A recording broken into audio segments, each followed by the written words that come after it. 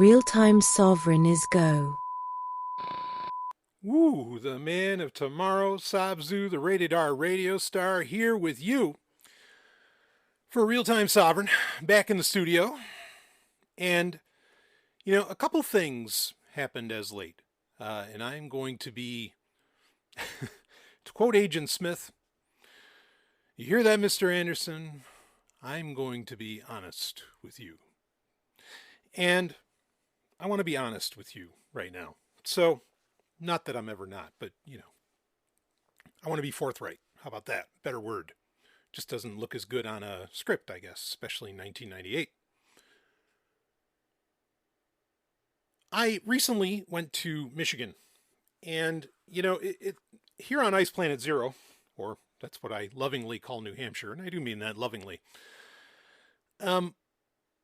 I get to be very strange. And it's not just because it's New Hampshire or something like that. It's just because, Mrs. Sovryn and I were way out in the woods and no one really bothers us and, all of this and whatever. And even the people that we know, by and large, they know we're very strange. Most of them anyway, not all, but they know we're very strange. When I find myself having to go for, extended trips for whatever reason, to other places, not so bad in Europe. There, everybody's weird. No, I'm kidding. Not everybody's weird there. I find myself having to act normal. And on a long enough timeline, that gets to be very frustrating to me. It starts to grate at me. And that's Grate, by the way. So, that hit me. The other thing that hit me, or this is a two-part affair. So there's that. The other thing, I have been listening to quite a bit. Now, I've actually talked about this on Patreon content, on Q&As for Sovryn Tech, but I've been listening to quite a bit of a gentleman named Mark Gaffney. Someone who, in the conventional broader prospect, I'm sure, is considered very weird, and some people may have some, potentially real concerns. I'm just going to leave that broad, okay? But he's somebody who I absolutely respect his intellect, and I think is a brilliant guy. And I've been listening to a lot of his work. I'm not going to get into a big history over what he does and the center that he quote unquote works for and whatever and all this, but he had a book come out, First Values, First Principles. I always get scared with that word first. It just reminds me of some other very interesting individuals. But anyway, he came out with this book, and he's also been on a ton of different podcasts. Someone who's very knowledgeable in Hebrew texts, Kabbalistic texts, like myself. And, I really appreciate a lot of what he has to say. And in fact, a lot of his interpretations of things, including within the Talmud and some other spaces, are pretty rare. And I say they're pretty rare. I say that very kindly, because I usually don't hear them outside of my own head many times, or, from other rare individuals that I've known in the past. So I respect that a lot. And his overall, his philosophy, and it's not just his, but, he's certainly a major proponent of it and one of the louder, if not the loudest voice on it, is Cosmo-Erotic Humanism. Okay. And, you listen to it and you listen to him, and they actually put out some great, now when you look up that book, it's going to say it's by David J. Temple. Okay. That's a pseudonym, for like all the voices that kind of come together in a symphony at their little organization. Okay. And again, I'm not throwing any shade here at all. All right. Again, I have tremendous respect for these individuals, including Ken Wilber, Zach Stein, and but David J. Temple is a pseudonym for all of them. Now, they've also been putting out like this podcast that explores some of these ideas and really gives them some, like, they engage in some real-time thinking of these concepts that they lay out within, within what they consider to be, or what they call, cosmo-erotic humanism. And I have to admit, it's very attractive. Like, I mean, it's just a very, and they'd love that, right? It's a very alluring, lots of allurement. They'd love that too. It's a very alluring philosophy. And there's a lot of, when you hear them talk about it, like you can hear the logic, you can feel it actually, of what they're saying. Like, oh yeah, oh, that makes perfect. Oh yeah, of course, that makes perfect sense. And, you keep going on with what they're talking about. And, I find myself listening to it. And this is the first time where, and you're going to ask me, what does this have to do with Michigan? Well, we'll get to it.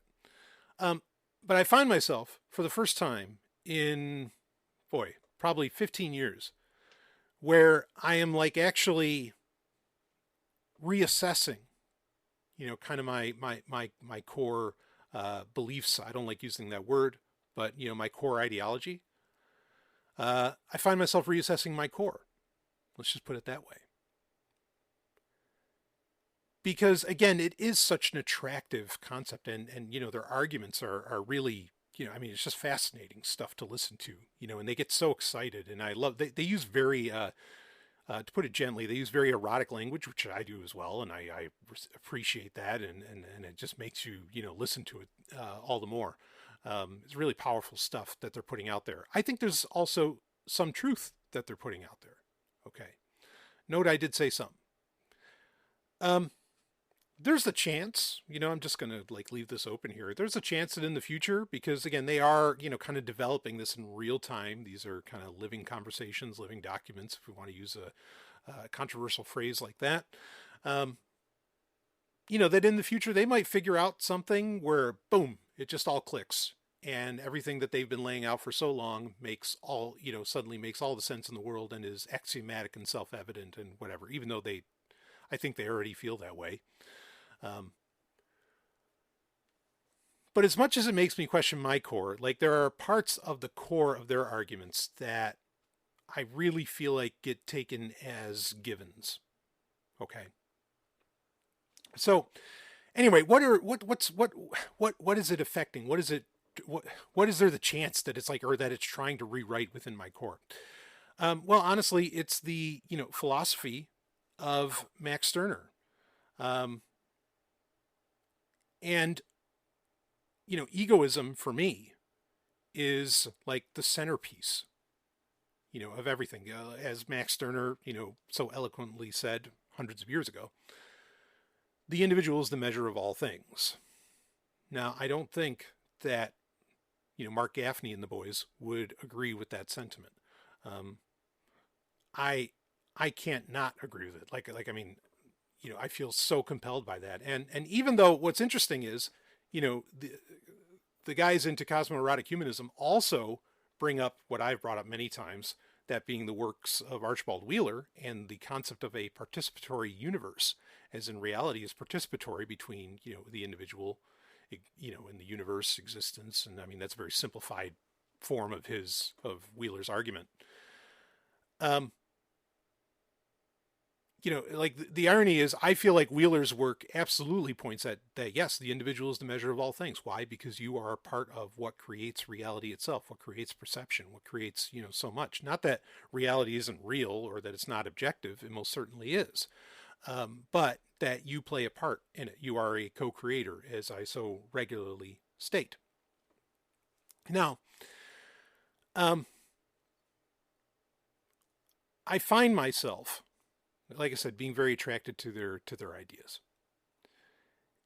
But they stand in stark contrast, because they believe that there's a right and a wrong, there's a good and a bad, there's a morality, there's a value, right, which is the word they love. There's a value that comes out of just the very nature of existence. The literal chemistry of the universe has value, has a degree of consciousness. I might agree with that part, but the idea that it has a value, an inherent value, I mean, that does stand in contrast to the concepts of egoism of Max Stirner from his book, The Ego in Its Own, or The Unique in Its Property, depending upon which title you want to run with. Okay. But, Max Stirner's point is that basically everything is a spook. Everything's a fiction. It's all human generated fictions. Um, Morality and rights and all these other things, as to where, again, Cosmo-Erotic Humanism is saying, no, these aren't fictions. These aren't spooks. These aren't phantasms. These are inherent properties of existence and always have been. Now, again, they might make an argument in the future where I go, whoa, yep, you're right. I mean, maybe, because again, they're really good. I mean, they're really, really good. But in my understanding of reality, based upon research done by others like Wheeler, based upon the Zohar, based upon Kabbalistic texts, based upon texts that get at the very heart of reality, that discuss the very nature of reality and so on, that I accept and that I feel or that I experience as reflective of the reality that I experience. I can't agree. And I'm sure Mark Gaffney would probably try to lay out a lot of, different points within, say, perhaps Talmud or the Zohar or something, to disagree with me. But I would bat right back. But regardless, I'm sure that back and forth would happen, and it would be an absolutely fascinating one. And I'd love to have a conversation with the guy. Absolutely love to. You get rare minds like him. It's so precious. But as I experience reality, yes, like these stories, which is a core part of Cosmo-Erotic Humanism as well. These stories are just that. They are fictions. He keeps like ripping on Yuval Harari. Hey, I do too. Like Homo Deus, I mean, I ripped that book to shreds on Sovereign Tech years ago. Okay, I've got plenty of beef with Yuval Harari.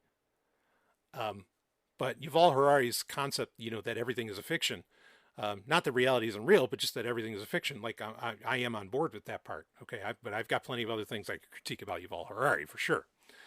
So trust me, there's a point to all of this. Okay, and it's not the ballpoint in my pen.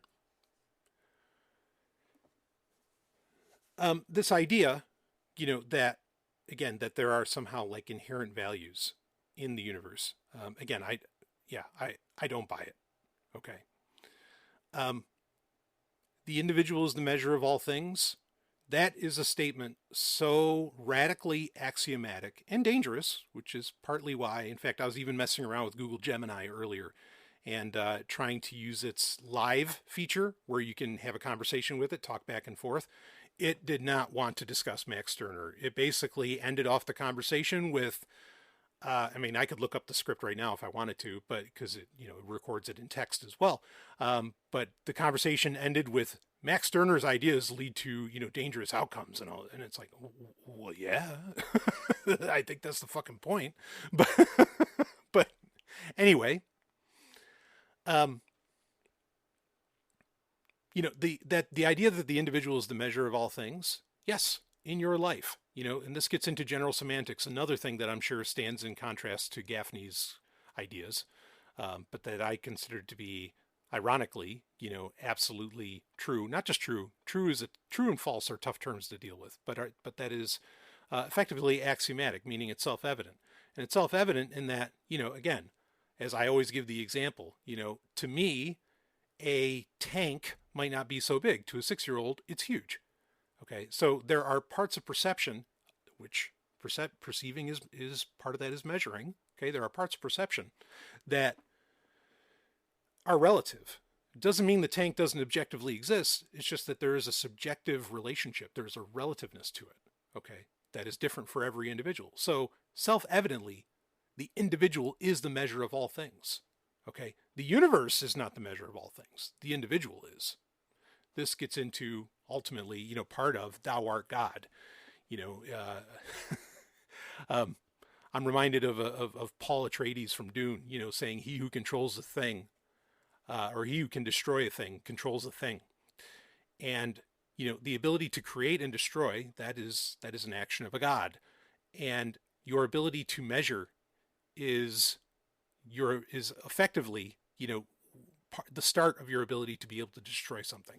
So that is in one sense, one of many, many senses, and it's one of the more, shall we say, malicious versions of it, but one of the, senses of thou art God, that you are a co-creator, you are God, and so is everyone else, right? In Max Stirner's work, everybody is equally the center of the universe. That's paradoxical, but again, and Gaffney would agree with this, when you find a paradox, that's when you start to find something closer to the truth.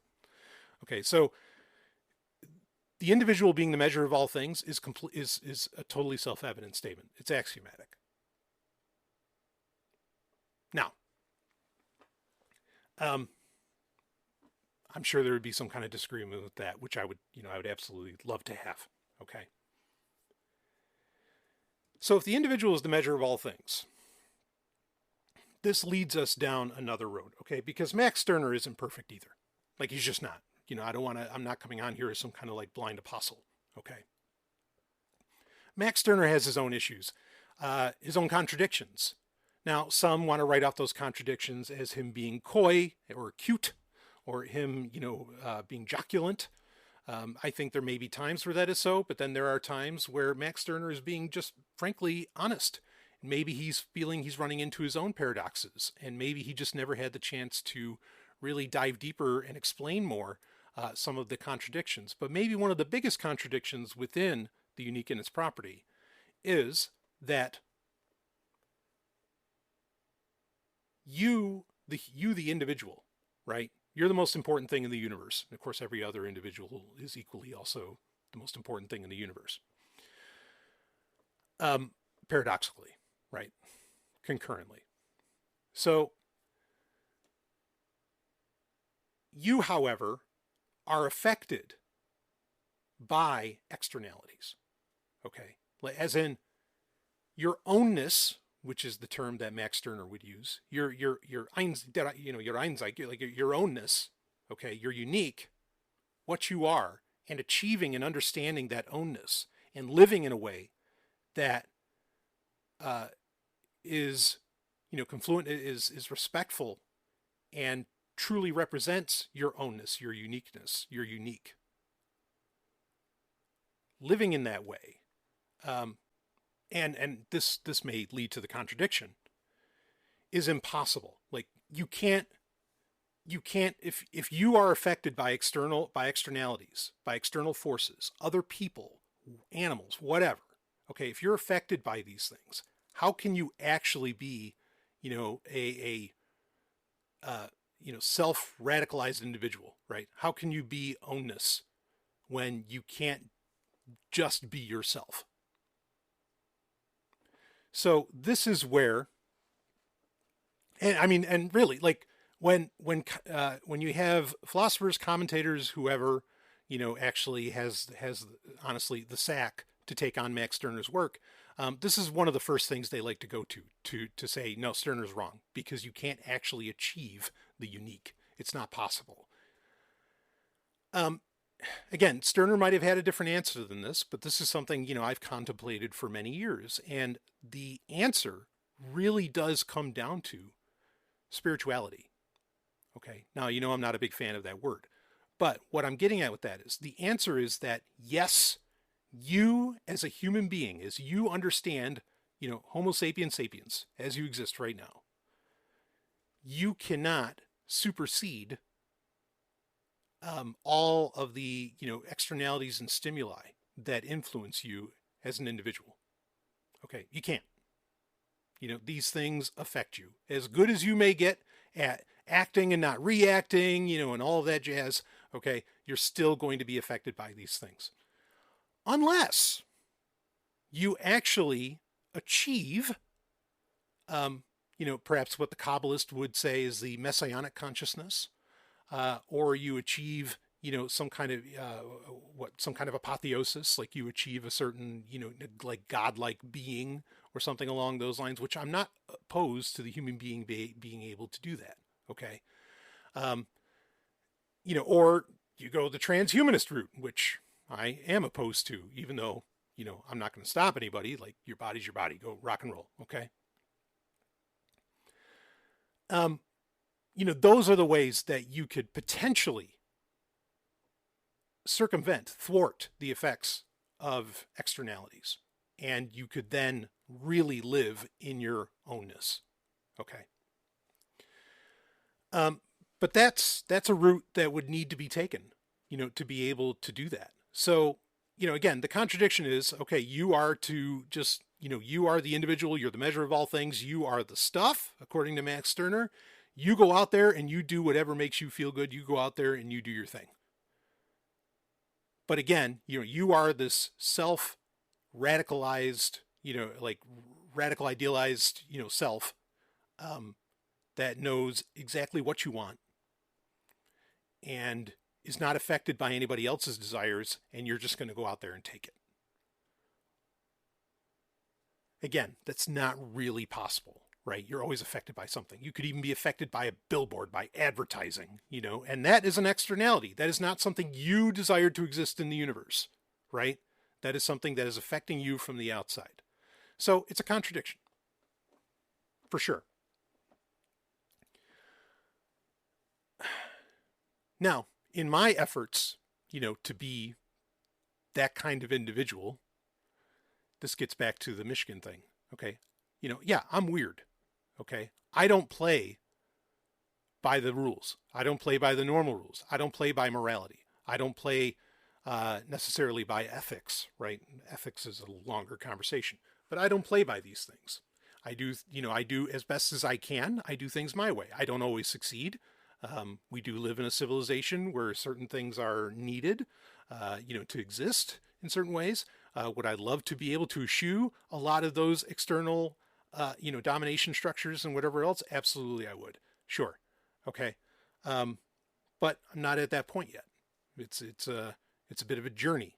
Okay. But, Stirner would say there's a destination. It's not just the journey, as to where, a lot of people are always like, oh yeah, it's not about the destination. It's about the journey, blah, blah, blah. No. For Stirner, it's the destination. So So one would argue I am living in some degree of contradiction, in all of that, much like Stirner would be, or that his ideology or his anti-ideology would effectively be espousing, or not resolving anyway. So I bring this up to, get at, we have a problem, okay? Because we recognize that there are external forces that, feel beyond our control in our present state of existence and evolution. Okay.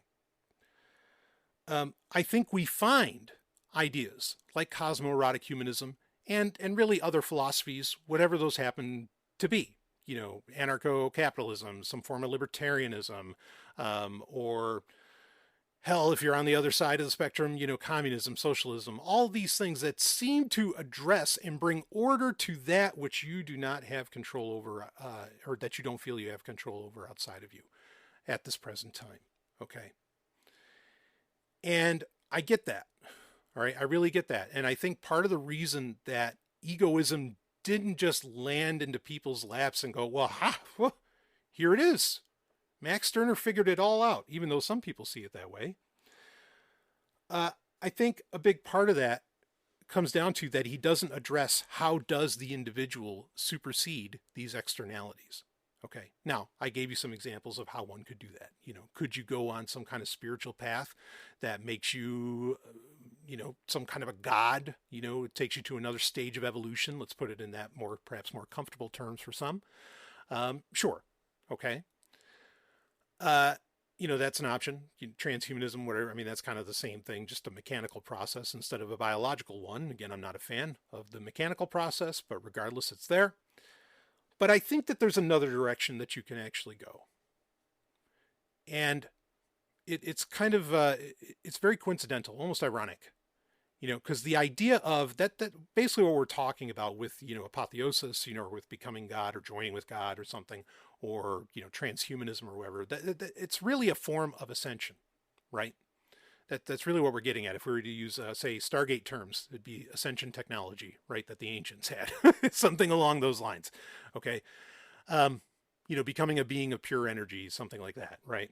Not that transhumanism is going to get you there, but anyway, get my point. Don't want to get lost on that.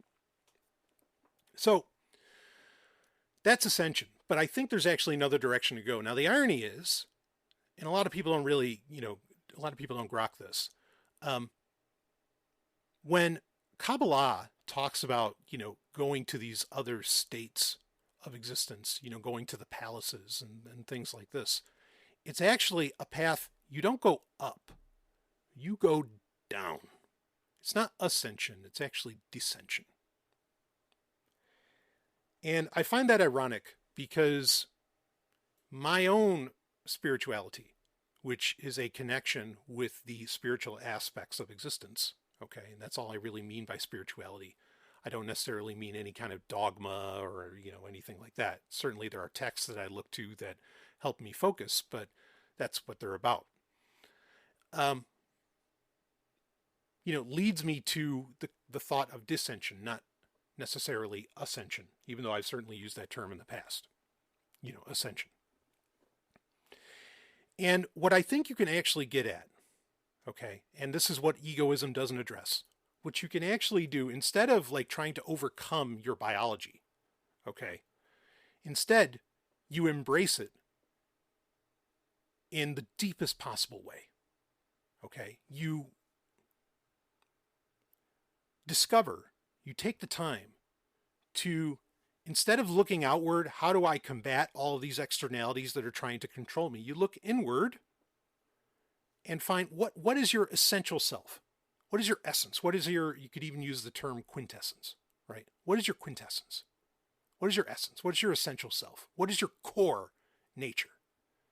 Because you do have one that is unique to you, because you are, as Gaffney would say, you, and I agree with him on this, you are a unique self-symphony, right? You have taken a form through the genetic lottery and whatever else. You have taken a form that is uniquely yours and that no one else shares. Not even identical twins, share the same 100%, genetic makeup. It might be close, but it ain't 100%. So you have a unique essential self, a core nature that you can explore. And within that, when you realize what that core nature is, I've always told you that the most important question that you can answer, that any individual can answer, is, what do I want? And that is the question that actually leads to you exploring and delving into, down to, inward, your core nature, and finding out what that is, trying to find out what are your actual intrinsic desires, right? What do you intrinsically want? What do you want? And the concept of wanting is itself a pursuit of pleasure. Okay, so you are looking for a pleasure. Now, pleasure is a very funny word, right? Because honestly, you could find pleasure in pain. I find pleasure in pain every day. Every time I work out, I am hurting. I love it, right? So pleasure can take any form is the point that I want to bring up. It's not that we're not talking about pleasure in a dichotomy of pleasure versus pain. This isn't exactly an Epicurean concept of pleasure, but it is pleasure all the same. And if you wanted to put terms on it, you could call it, say, the pleasure, perhaps a simple, like a simplistic pleasure, as to where, and that is part of that dissension. Again, going inward, finding the core self, as to where ascension is getting above all of this. And you could call it perhaps a complex pleasure, or pleasure of complexity. Okay, so that's your actual dichotomy, is perhaps simple versus complex. And I think when you do that work, what some people would call, like, say, self-archaeology, things like this, when you do that work and you actually get to the intrinsic wants that you have, that really don't have anything to do with what's outside of you. This is where meditation is a great and wonderful thing. This is where getting past language, after having a great orgasm and things like this, is a great and wonderful thing, right? This is the beauty, perhaps, of what in Kabbalah they would call Chokmah consciousness, when you get beyond words, okay, because you're actually feeling what you're just all feeling, you're all sensation, it's anoesis, right? And you're getting at the core. That is a moment where you are getting at the core. You think it's where it's getting outside of you, but perhaps it goes both ways. Perhaps though it's getting in, it's going down instead of up. It's going down into you, and you're able for a moment to explore what you really want. What is the pleasure that you are seeking? And it can be, honestly, it can be different for everybody. But we do have biological similarities for sure. Similarities, keyword, okay. And, part of that is the expression through what we are, through our consciousness and its relationship with our biology. Now, they're intertwined. They're not really two different things. They're part and parcel, but that's the point, the mind, spirit, body, right? Like with dashes in between it all. And so when you get at the core of your mind, spirit, body, you don't ignore your body. You don't ignore what your body can do. You don't ignore what your body wants, okay? But you meld it with what you're feeling spiritually, mentally, right? Because they're all one, and you let them all kind of come together, okay? In finding this, this essential self. I think you find what that pleasure is, and then once you know what the pleasure is, you should have an idea of how to seek it, or how to fulfill it. And once you get fulfillment, that's really what Max Stirner was talking about the whole time, was the fulfillment of these things. And so all of this is getting at the idea that discovering what your intrinsic pleasures are, not seeking necessarily some external ascension away from everything per se, but going deeper, going inside, finding your most base, perhaps even based self, perhaps even debased self. I don't know, if you want to consider it in relationship to, common senses and morality. Basically, find those wants and desires that have nothing to do with societal expectation, morality, ethics, any of that. Nothing to do with value, just with what's within you, okay? And what that pleasure is. And this is scary, right? Because you're going to be seeing the human animal, but you're also going to be seeing the spiritual, okay? So you're going to be seeing desire, power, so many different aspects of what actually makes up the human being and what makes the human being such a formidable creature. And I imagine it's a scary journey for anyone, myself included. Okay. And believe me, I've been on that journey. I know. But then what you don't have to deny. Then what you actually want. And once you do that, once you really dig in there and find out what you actually want, again, instead of like trying to ascend above it all, but descend into the most basic, primitive, primal aspects of who you are, then you can actually engage these externalities, recognize them more for what they are, and then you are this individual that can measure all things, because beyond a shadow of a doubt within yourself what your actual pleasures are. Okay. And the thing is, again, this is different for everyone. There is no grand system of how things, work within this. So Cosmo-Erotic Humanism, has this idea that there are like our values based into the universe, or baked into the universe. That you might find that what you discover inside of you does not play well with these supposed values. In fact, I'd say it's a very good chance that they won't. So that's a major reason, why I can't like really accept this idea that there is this, basically the idea is there is this universal essentialism, right? That there are these, and when I say universal, I mean as in the universe. There is this essentialism of the universe, okay? That there are set properties of the universe that basically tell you what's right and wrong. Now, again, the universe I live within does not operate that way, and you can see it, okay? For so many reasons, Because what does the universe seem to operate on? You could say at the quantum level that it operates on allurement, but in the classical level, it operates on rampant destruction. As I always say, the universe is a meat grinder. Okay. That doesn't necessarily mean that it's a malevolent creature, because I do agree it's a superorganism. It doesn't mean it's necessarily a malevolent creature, but it also doesn't mean that it's benevolent. It just is. And I know my general semantics friends would have a problem with me saying is, but I did it anyway.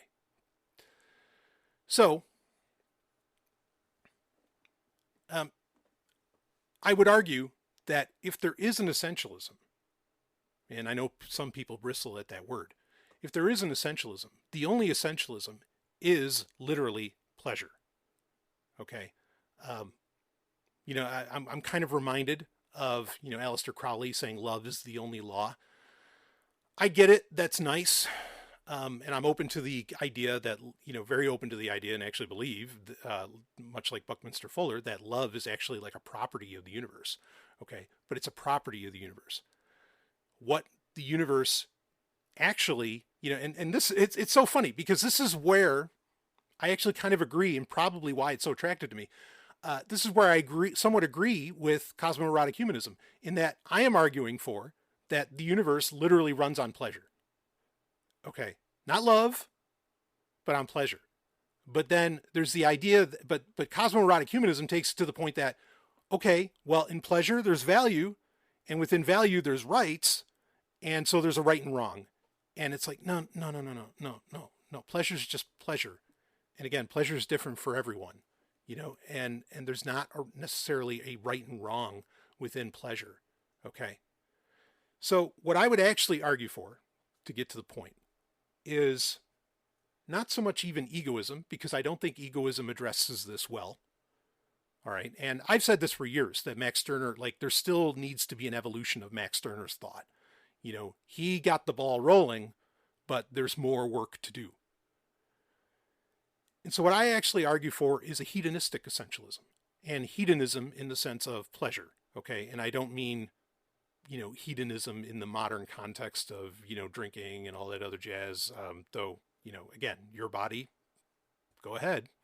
Okay. Rock and roll might not end up with the best outcomes for yourself, but okay. Depending upon what you consider health. So, but I argue for a hedonistic essentialism, and that's at the very core of existence. Certainly for the co-creator, for the thou art God, that is the unique one, that is the human being, and not just human, but also, again, I always argue for other species that I think have achieved our level of sapience. But yes, hedonistic essentialism. I think that's really what we're looking at here. That there is an essentialism within pleasure, and that the fulfillment of that pleasure, that is what motivates the conscious being. Okay. Not the instinctual, even though it's about paying attention to your instincts and getting to that, but you are still more than your instincts. But that the conscious individual operates on that. Now you could say that that's just, well, we're just talking about enlightened self-interest. Okay, sure. But somehow saying that doesn't sink into anybody's heads. So I think perhaps a new term, and I haven't heard anybody use this term before, and it clicked for me, actually while I was on that trip to Michigan, hedonistic, the pursuit of essential pleasure, hedonistic essentialism. That's the next step. That's not about ascension. It's actually the opposite. It's about descension. It's about getting at the essential self, your core nature. All right. Not superseding that nature, but getting at that core nature, going deep down, going primal. All right. Now, this is going to require a lot of conversations. We might do them sometimes in real-time Sovryn, but it's an important thing to get out there to explain this. And really, I think that, maybe there's some way that Cosmo-Erotic Humanism and hedonistic essentialism, or egoism can actually harmonize, but I don't imagine so. I don't necessarily see that happening as much as I would love, regardless. I think conversations between, people who are, who espouse, say, general semantics, right? The work of Alfred Korzybski, and people who espouse Cosmo-Erotic Humanism, or those espousing, egoism / hedonistic essentialism and so on. Those conversations need to happen, because that's where we're actually going to, get at what I would argue would be a map. Okay, now, of course, Korzybski would say the map is not the territory, but will actually allow us, would give individuals the map to find the territory itself. Okay, and the territory being that essential self, your core nature. I think those conversations would go a long way. It'd be a crucible for truth. It'd be powerful stuff. I'd love to see it. And I'd love to see it done respectfully. I'm not arguing for some kind of, WWE style SmackDown, even though that could be kind of interesting too. but we don't need to do that. Actually, I know there's some big boys who push for Cosmo-Erotic Humanism, maybe even bigger than me, and right on. So regardless, this is, it would be a friendly competition, in my opinion. But I think it's one that, again, I'd love to see like some kind of, syncretizing, harmonizing, of these ideas. I don't know that it's going to happen though. And if not, then I'd love to see the genuine engagement, between these concepts, because I think they're, in a very real sense, like these are the two, that are showing a healthier path for the individual than just about any other. Even though I don't necessarily see, and look, I'm not like, tooting my own horn here, being like, yeah, I'm championing, hedonistic essentialism and listen to me and blah, blah. No. I never pretend to have everything figured out, by no means. Other than, I do have the understanding that through many different traditions and many different schools of thought, and through much research, that yes, pleasure is at the very heart of existence. And I've been espousing that forever, and certainly as long as I've been doing a show. So hedonistic essentialism is just the term that I am using. You don't have to use it. I'm not saying it's some kind of necessarily new school of thought. I really just think that it's an evolution and perhaps an answer to some of the contradictions within egoism itself. But I want to get it out there, and I want to get the conversation started. And if you want to keep the conversation going, put that action in the comments, whether you're watching this on YouTube or if you're listening to it on Spotify, which also has a comments feature, or wherever you're listening to it. And if there's comments available, put it on. You can also email me. There is an email address if you want to get questions in. It's fu@nwo.red. What does the FU stand for? You guessed. No, I'm kidding. It just stands for follow-up. That's all. So letter FU at nwo.red. And I'm excited to have these kinds of conversations. They need to be had. And yeah, just kind of getting that started here on a real-time Sovryn. And so with that, I will see all of you, on the other side.